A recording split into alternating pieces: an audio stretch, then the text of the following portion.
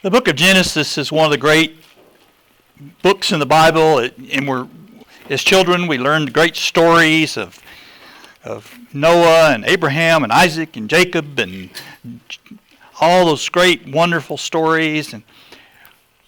But the book of Genesis really reveals the opening chapters in the story of salvation for mankind. And we understand where we came from, and God made us and put us on this earth, and we had a job to do, and the origin of sin and the fall of everything. But it's also the story of God's redemptive work and how He started putting all the pieces together to save us. Tonight we're going to pick up in chapter 5. And there's some things in there that we kind of skip over normally because some of it's difficult, to be honest with you. The first thing we notice is in chapter 5 is the lineage. And the Bible spends a lot of time talking about the line, the people that descended from Adam. And why in the world do we need the lineage? You know, most of us really don't know much about our family history. I know the name of my great-grandfather, and I can't go any further than that. His name was Alexander. But beyond that, I don't know much. One of my relatives got a bug several years ago and did some research about where we came from in Scotland, where my family came from. And at one time, my family owned Loch Ness, where the monster has been. There's still a Chisholm Castle in Scotland. What, Loch Ness? No. Oh, the castle? Maybe. But you know, you get all kind of proud, and then you read about some of your relatives that aren't quite so prideful. You know, my great grandfather actually got shot in a poker game in a in a saloon that he owned. And they got into a big family feud. That's why we moved to Arkansas, why the family went to Arkansas. My grandfather, his father was the one that got killed. And so the family my great-grandmother took the whole family to Arkansas to get away from Texas, where the feud was. So I suspect most of us, if we did a little research, we'd find a few folks we're happy about, and some folks, horse thieves and whatever. So lineages aren't that, I really don't care that much about my lineage, If I can trace my line back to some king of Scotland, that's fine, but if I find out he was a horse thief, that's okay too. It doesn't really matter to me. So why did God spend so much ink on the lineage in the Bible? It's obviously important. I mean, He names people that we know nothing about. There's not another word about them anywhere in the Bible. It just names them. So-and-so is the son of so-and-so. And then in Matthew and Luke, we have more lineages. Paul the Apostle said, I can trace my lineage all the way back to Abraham. I mean, he knew which tribe he came from, and he had all the records to prove. And to him, that was a big deal. But why? What difference does all that stuff make? It's there. It must have a reason. Any ideas? Well, for one, it shows us it didn't just happen overnight. Okay. God put into place. It took thousands of years. Yeah. We believe that Abraham lived somewhere around 2000 BC. So we got at least 2,000 years of history there. When was the earth created? Anybody got an idea of how old the earth is? Sir? 8,000 years. Well, that's a good guess.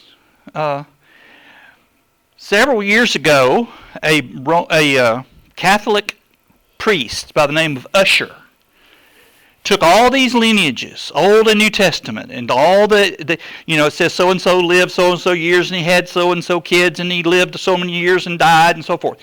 And he took all those numbers and crunched them, and he came out with a date for the creation of the world. He said it was about 4000 BC when Adam and Eve were made in the Garden of Eden.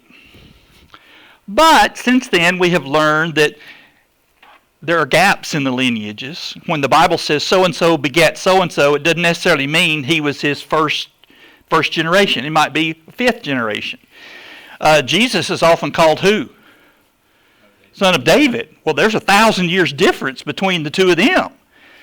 So when the Bible talks about so-and-so begetting so-and-so and so-and-so being the son of so-and-so, it doesn't necessarily mean you can trace any numbers of lines.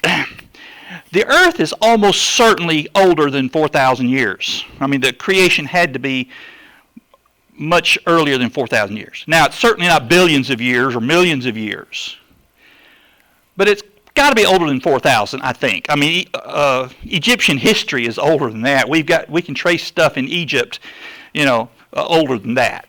So I'd say 8,000 is a pretty good guess. 8,000 might be a real good. I'd say less than 10,000 years BC was the creation. But we don't know. So what importance is it? None. Yeah. If God thought it was important, he would have told us. It doesn't matter when creation occurred. It just doesn't matter, or God would have said something. Now, why is a lineage there? Why is it so important? I mean, there's a lot of time spent on these lineages, Old and New Testament. Why? To prove that Jesus was... Yes, ma'am. That's exactly right. Because it proved that Jesus Christ had a legal right to the throne of David. Now, to us, we think, he's the Son of God. What does he need? But to the Jews, it was crucial. Why was Paul listing all of his line? Paul said, I'm of the tribe of Benjamin, and why was that important? Because it was important to the Jews. Lineages were crucial.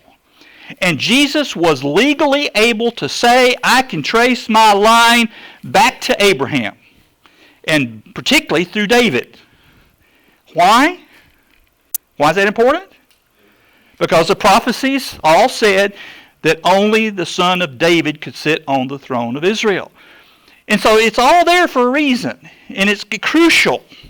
And so these lineages are important. When we read them, usually we just kind of rush through them because we don't really care. But they are important as far as God's master plan is concerned. Now, there's some other interesting things that pop up we hardly ever hear anybody talk about.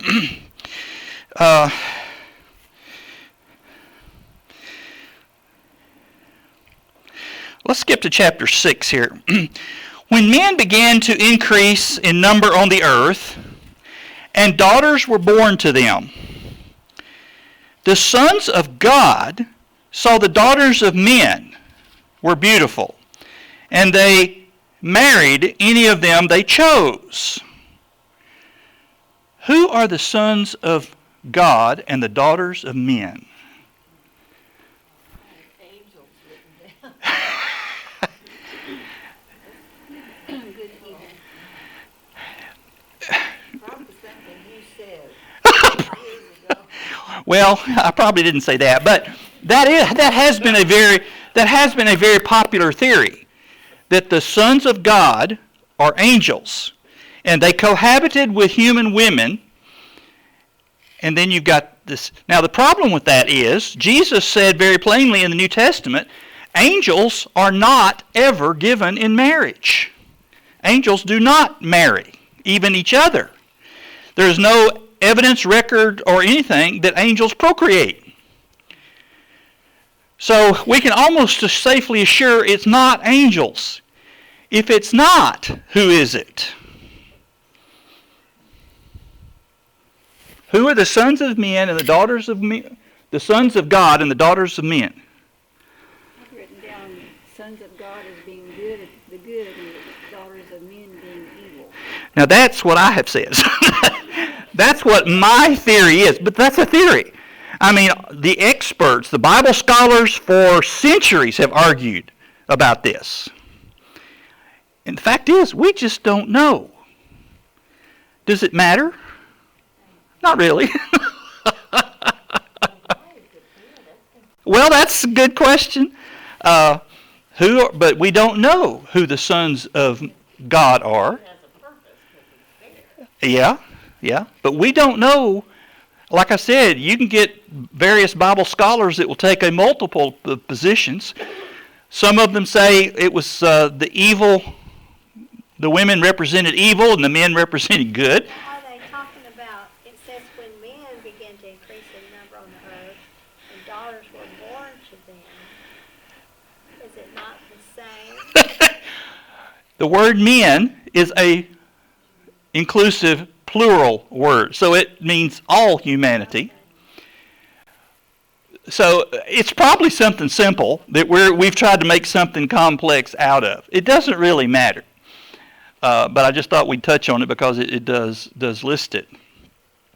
And then it says there were Nephilim on the earth. Who are the Nephilim? Well, they're believed to have been a race of giants. What's a giant? Big person. Well, what does it take to be a giant?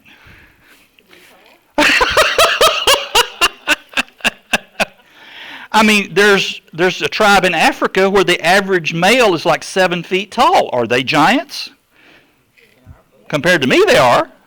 You know, there's also a race in Africa where they average 3.5 feet tall. Pygmies, you know.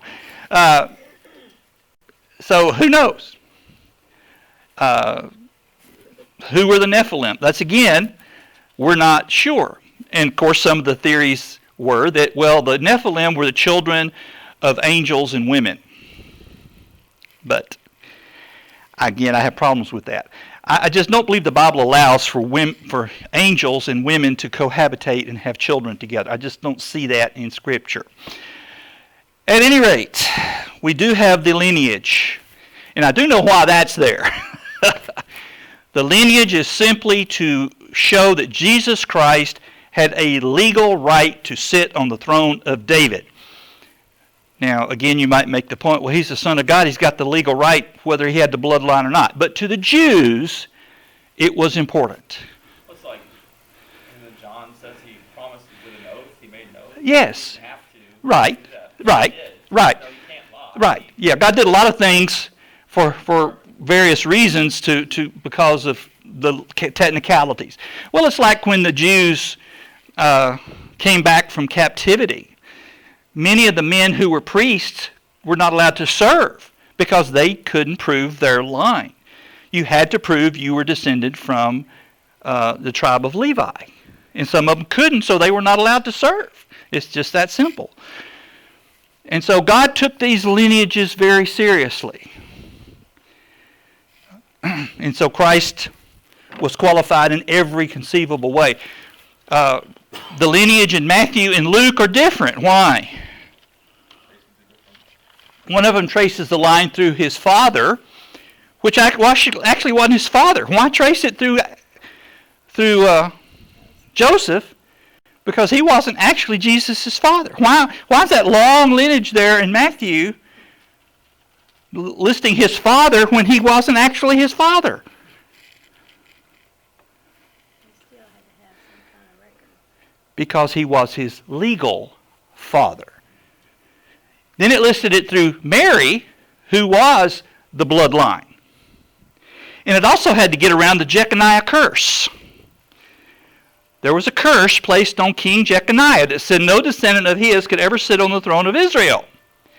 And so if you trace the lines, you'll find out that the bloodline went through Mary, but she was not a blood descendant of Jeconiah, where Joseph's went through Jeconiah. So God neatly got around the curse placed on Jeconiah. So it's all for a reason. It's all got purpose to it. Now there are several people mentioned. We've got Enoch. What's unusual about Enoch? Said he was taken by God. He walked with God. He did not die a normal death. What does that mean? We don't know. Who's the other guy mentioned that same boat? Ma'am? No? Elijah.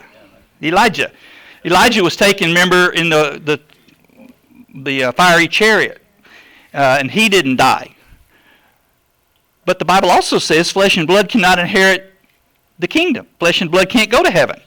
So somehow God transported them into something else.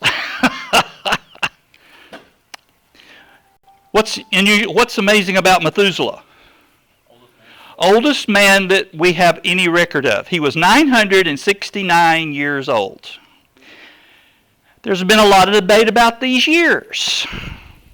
Are these numbers accurate? And there's a lot of others that was close to that. Well, yeah. Adam was 930 years. So it wasn't like he was just way out. No, he wasn't way out there. No, a lot of them were. And the Bible doesn't say he was actually the oldest human that ever lived. He's the oldest one we have listed. There could have been 1,000 that were older. One thing you have to be careful of in Jewish numbers, they're not always to be taken literally. And some would say, well, these numbers aren't meant to be taken literally. They're meant to be taken somewhat figuratively.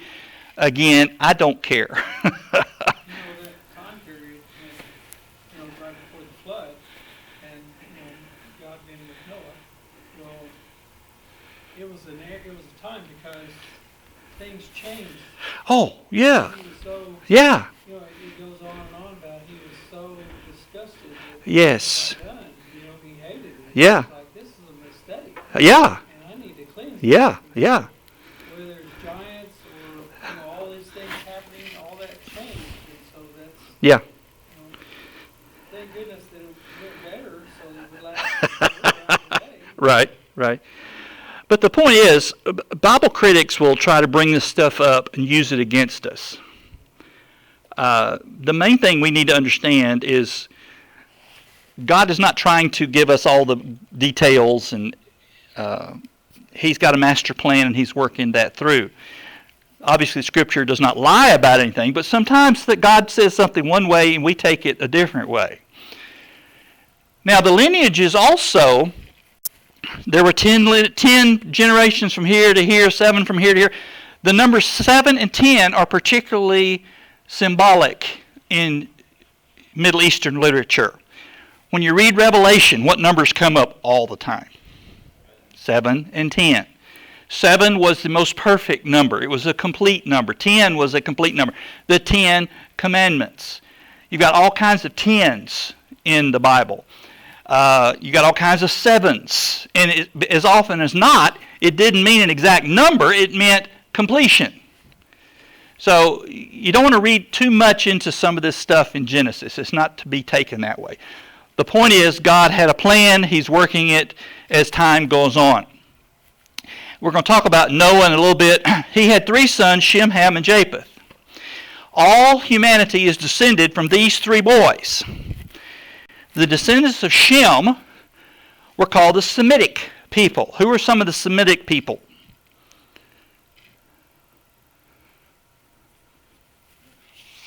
Jews are Semitics. Arabs are Semitics. Most of the people in the Middle East are descended from Shem. They're Semites. The descendants of Ham were African peoples. These are listed in the scriptures. And so the people in Africa descended from Ham. Japheth, his descendants were primarily European descendants. So most of us in this room would be descended from Japheth. Of course, there's been all kinds of mixing over the centuries, so most of us probably aren't that pure blood anyway.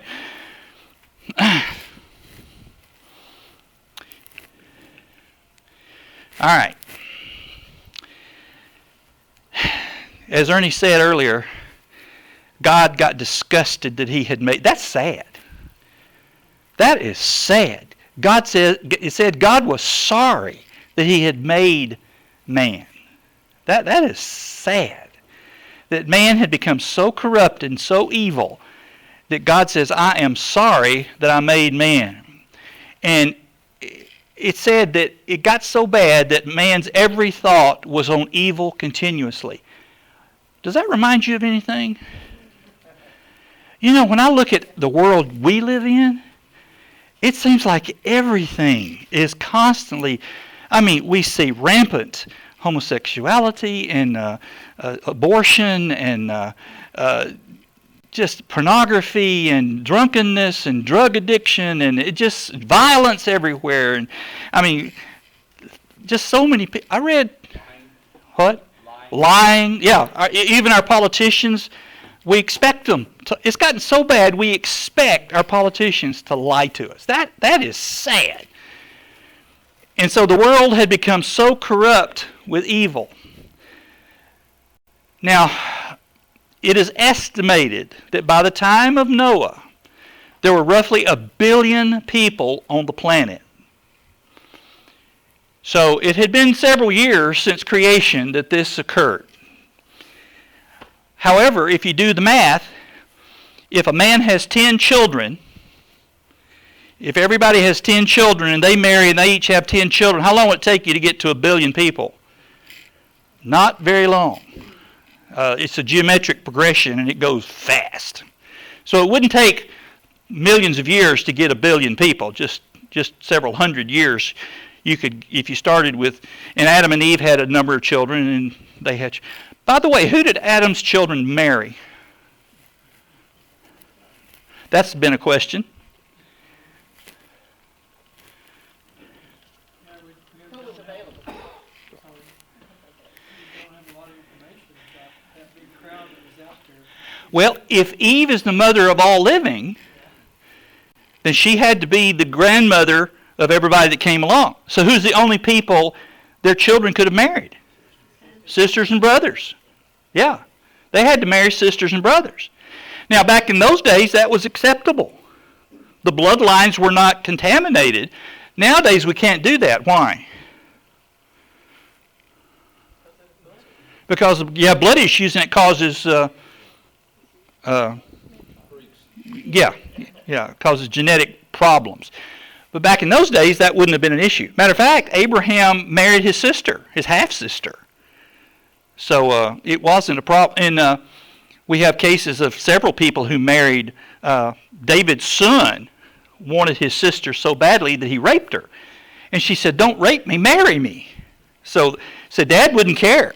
So it was done way up in the Bible. At any rate, that's who Adam's kids would have married, his brothers and sisters. And then as time went on, they would marry cousins and so forth. By the way, modern genetics tell us that we all came from a common source. We are all related, all people in this planet. White people, black people, brown people, Chinese people, we're all related genetically. And what does that prove? That we all came from one source. Yeah. All right. God was angry at the world because of all the evil. But there was one man that he felt like was trying to be righteous. And this was Noah. Noah lived in what's modern-day Iraq. And God came to him and said, "I'm going to destroy the world." He also said that my spirit is not going to contend with man forever. His days will be limited to 120 years. And so, however long they lived before that, it's been reduced to 120 years. And then later on, the Bible says, how long is it going to be? It's 70. What's the average death age in America today, or in the world? It's around 70. Yeah. Now, some people live to be 100. But the average person lives to be about 70, and that's where it's been for centuries. Now, obviously, conditions change that. If there's not enough food, if there's disease or wars, that changes that. But in general, if people have enough to eat and reasonable medical care, they will live to be around 70 years old. So we're not going to get a whole lot more than that. I don't care what medical science does. We're not going to get a whole lot beyond that. I think the average in America right now is like 76 or something, but it's not going to change a whole lot. Yeah, because of increased health and food, but worldwide it's still down. All right, this is interesting. God said, here are the dimensions you are to build the ark. It's to be 450 feet long. How long's a football field? 300. But 300 feet. 300 feet for a football, your average football field. So we're talking about a football field and a half in length. It's to be 75 feet tall. How tall is the ceiling? 8 or 9 feet. So we're talking about, and then it's to be 45 feet wide. That's about this way on this room. So, or maybe this way. At any rate,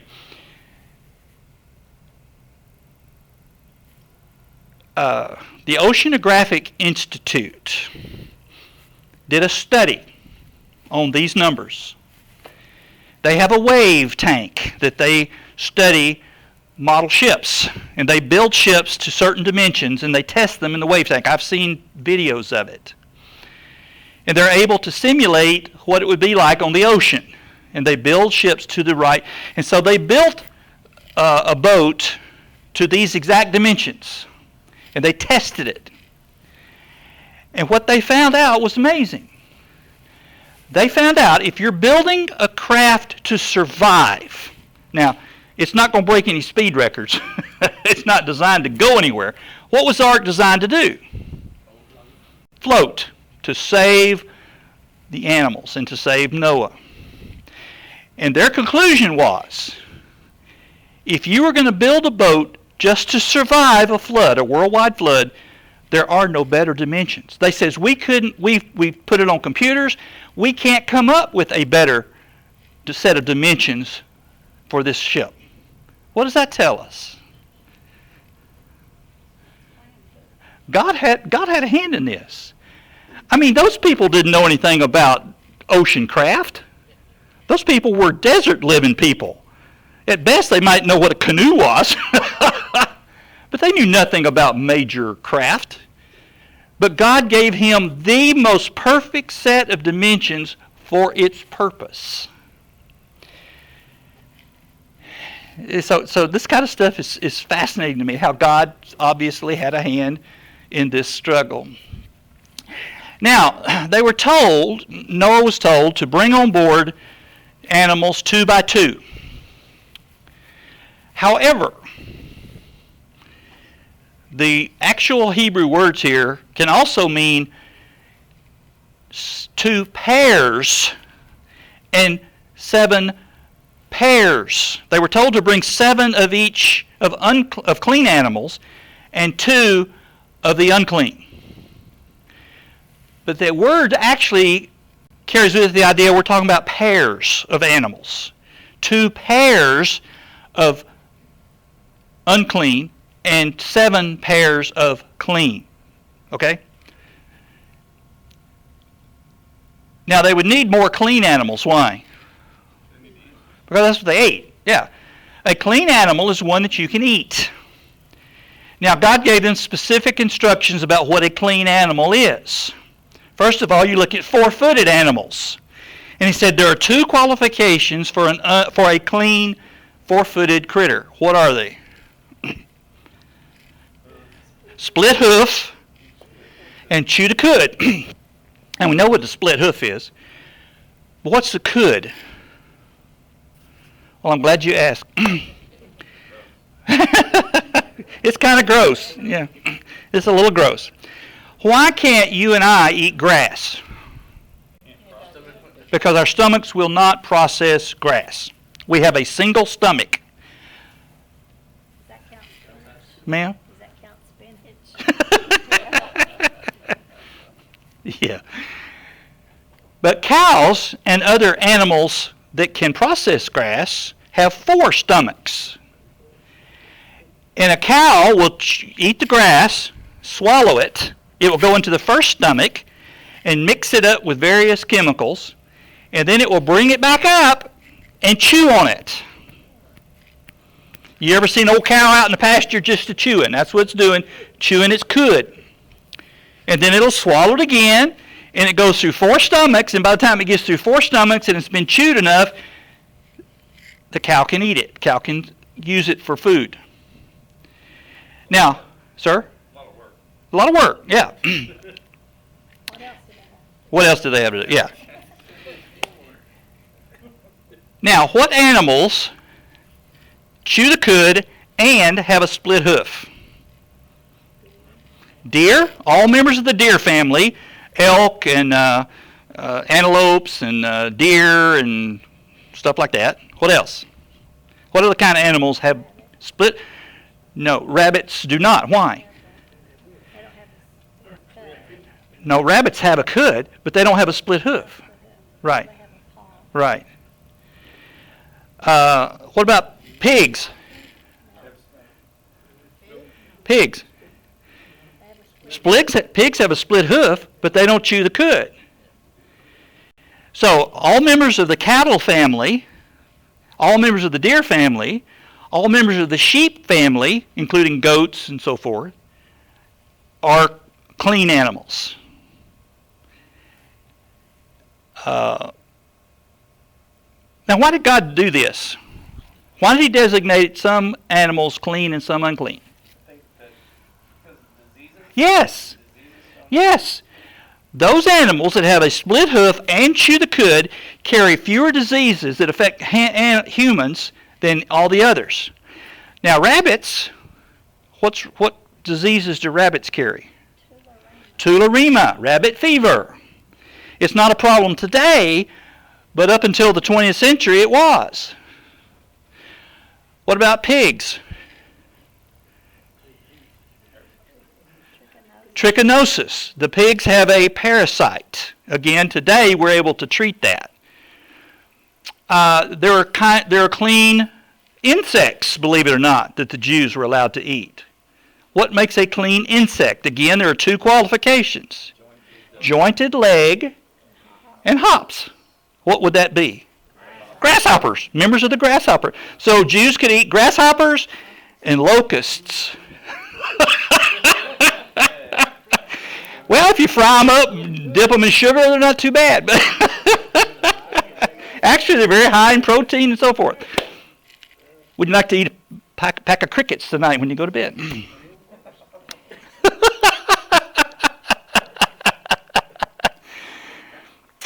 And they were forbidden to eat any other kind of insects. Why? Because they carried diseases. There were certain birds that were considered clean. What makes a clean bird?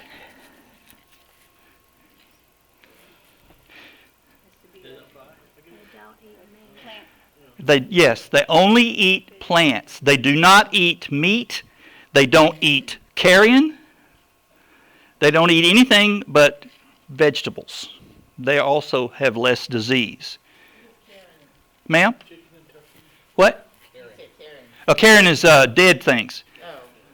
Things like crows and lots of birds, buzzards. Lots of birds will eat dead. And chickens are not clean. Chickens are not clean animals according to a Jew. They would not eat a chicken.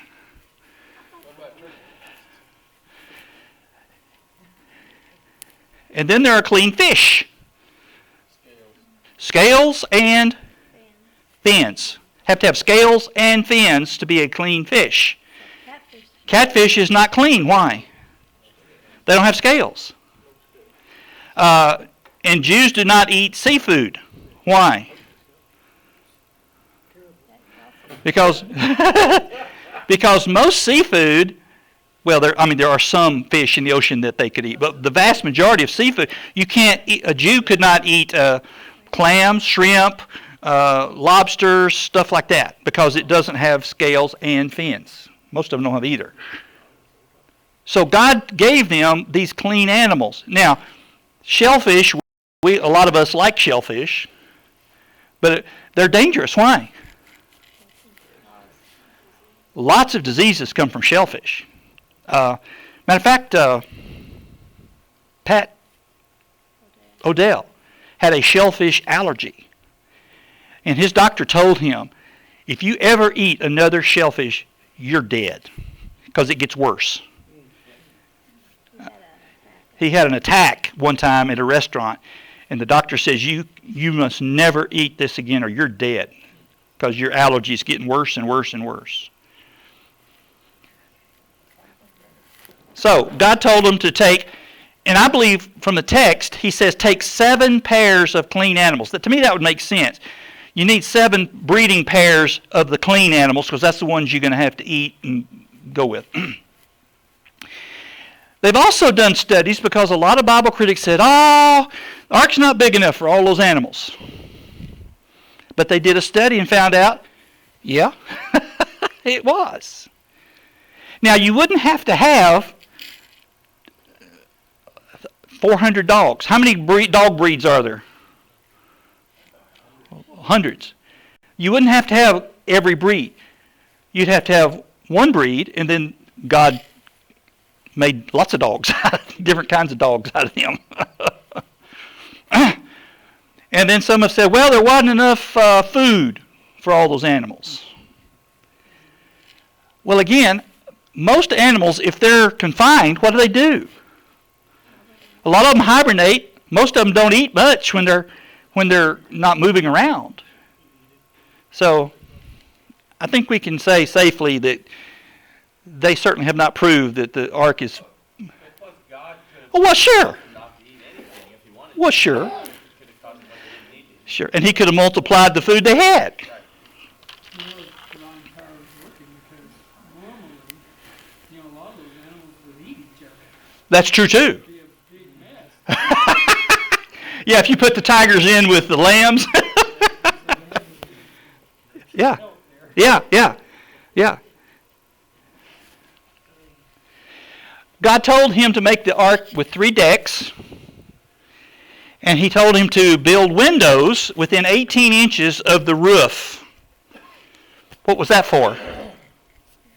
Ventilation, yeah.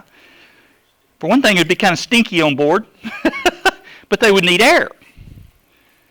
And so God gave them the instructions and this boat, according to scientific studies, would survive up to 100-foot wave, even without God's help. But God gave them the directions to build this thing to work. And we're talking about more than 2,000 years before Christ. They built this thing, and it worked. Now, he told him to make it out of gopher wood. What is that?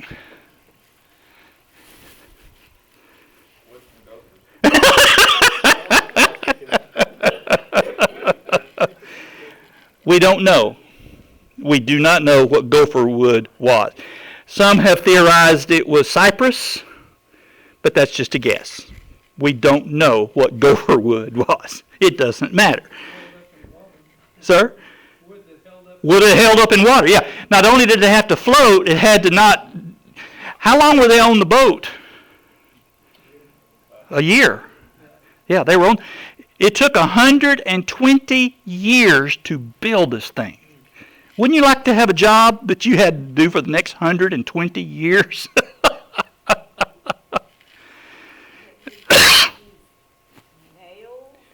We don't know how they fitted it together. There are ways to fit wood together without nails. They use wooden pegs. Maybe they notched it. Amish people do it today. Most woodworkers can fit wood together without nails. I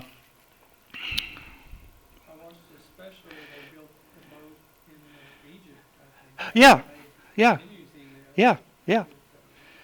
Yeah. We don't know all the details, but we know God told Noah to build an ark. He built an ark, and it floated, and everything worked fine.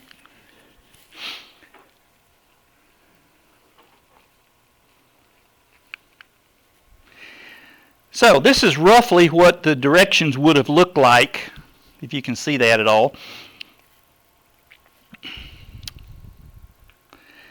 We're talking about a massive structure here. This one's one of the models that have been built to scale. And here's all the animals coming on board.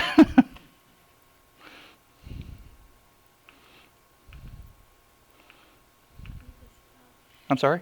Keeping up with the time. All right. Another thing the Bible critics have really attacked is a worldwide universal flood. But really, this one's not much in doubt. It's interesting. Almost every single ancient culture has a story about a flood. I mean, all over the world, from China to Africa to the Middle East, everybody's got stories of a universal flood. What does that tell us? There was a flood.